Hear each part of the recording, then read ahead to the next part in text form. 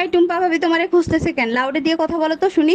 জি ভাবি বলেন। ভাই আপনার পার্সোনাল ফোন নাম্বারটা আমাকে একটু দিবেন? আপনি জানেন এলাকাটা শূন্য ছিল, তারপরে 17টা বাড়ি হয়েছে, তার ভিতরে 11টা 5তলা বিল্ডিং হয়েছে, তার ভিতরে 44টা ফ্যামিলি আসছে, 99টা ছেলে মেয়ে আছে, 56টা ভাবি আছে, কারো সাহস হয় না আমার নাম্বার চাওয়ার। আপনি চাইলেন কেন? আর কখনো নাম্বার চাবেন না, বুঝতে পারছেন? জি ভাই বুঝতে পারছি। ঠিক কাজ করছো।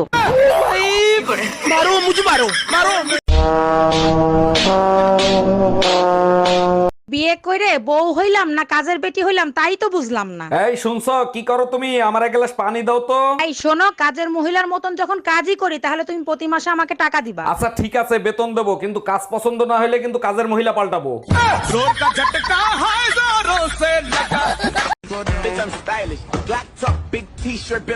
বাসায় কেউ আছেন? এই গরিব ভিখারিকে কিছু দান করেন। আপনি তো একজন সুস্থ মানুষ, আপনি খয়রাত করেন কেন? আর আপনাকে খয়রাত দিলে আমার কি লাভ হবে? আপনার জন্য অনেক দোয়া করব, আপনার অনেক ধন সম্পত্তি হবে, বাড়ি হবে, গাড়ি হবে। তাইলে এক কাজ করেন, এই দোয়াই আপনি আপনার নিজের জন্য করেন।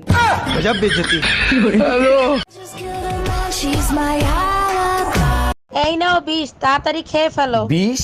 আমি বিষ খাবো কোন দুঃখে? তোমার ইচ্ছা হইলে তুমি খাও। মার্কেটে একটা শাড়ি দেখে আইছি, 8,000 টাকা দাম, টাকা দাও। তোমার কি মাথা খারাপ হয়ে গেছে আমার কাছে বিষ খাওয়ার? আরে ভাবি, ভাইরে দেখলাম রাগ করে চলে গেল, কি হয়েছে বলেন তো? আরে ভাই বলেন না, সকালে একটা কিস করছে, আমি 50টা টাকা চাইছি তাই দিলো না। এইটা কোনো কথা বললেন? ভাই কিস করছে তার জন্য আপনারা টাকা দিবে? স্বামী বলেই তো 50 টাকা চাইছি, সবাই তো 100 টাকা দেয়। ডাক্তার, পাশের বাড়ির ভাই আমাকে কিস করছে, তাতে কি আমি প্রেগনেন্ট হব?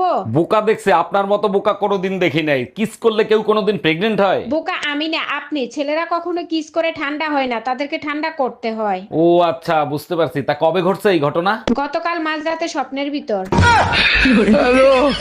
ভাবি, ভাই যে বয়সে বিয়ে করছে আমারও তো সেই বয়স হয়েছে, আমার বিয়ে দাও না কেন? অবশ্যই বিয়ে দেব যদি একটা প্রশ্নের উত্তর দিতে পারো। আমি বিয়ে করার জন্য সব প্রশ্নের উত্তর দিতে রাজি আছি। সব পাখি আকাশে উড়ে, ডিম পাড়ে নিচে, বলো তো কোন পাখি বাচ্চা দেয়? ভাবি, এয়ার হোস্টেস।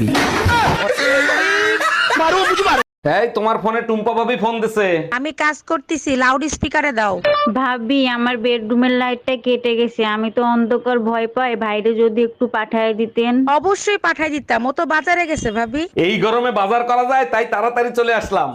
এই তোমারে কাঁচা আম আনতে বলছি আচার দেবো বলে, তুমি পাকা আম আনছো কেন? কি উল্টো পুল্টো কথা বলতেছো? আমি তো কাঁচা আমি আনছি, পাকা আম আসবে কোত্থেকে? আমি কি মিথ্যা কথা বলতেছি? রান্নাঘরে গিয়ে দেখে আসো, সব আম পাকা। আম নিয়ে আসার সময় দুই মহিলা অটোতে ছিল, আমার মনে হয় ওই দুই মহিলার কথা শুনে আমগুলো পেকে গেছে। এই শোনো, গরমের ছুটিতে আমি বাপের বাড়ি যাব, আমারে বাপের বাড়ি দিয়ে আসো। এই গরমে হিট স্ট্রোক করে মরার কোনো ইচ্ছা আমার নাই, তুমি একা একা যাও। একাই যাইতাম, তোমার শালি বললো দুলা বাইরে সাথে নিয়ে আসতে, তার জন্য তোমারে বললাম। আরে কই তুমি? দেরি হয়ে যাচ্ছে তো, তাড়াতাড়ি চলো।